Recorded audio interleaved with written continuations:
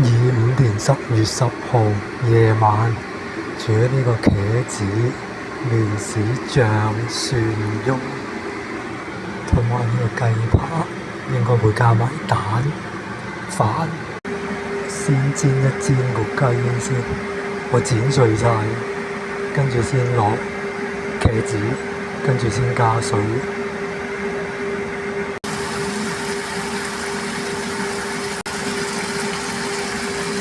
煎咗一陣，就反一反，因為一陣都要再用水，類似炆咁樣嘅形式。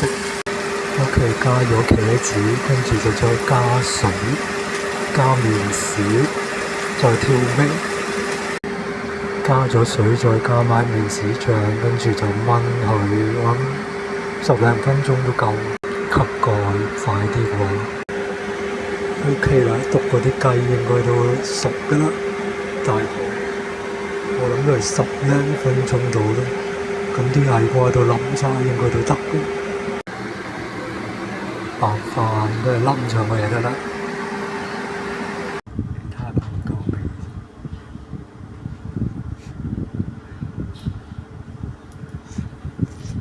好呀。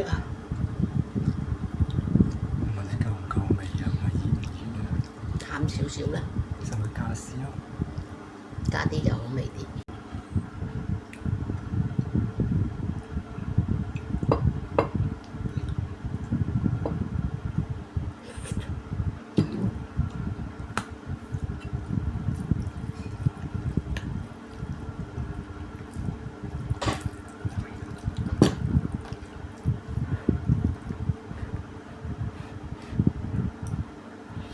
熟唔熟啊？啲雞熟啊？我試下等，我試下啲雞。啲雞應該都熟嘅，因為煎完再炆。煎完再炆梗係熟啦。OK， 都夠味。雞又夠味啊！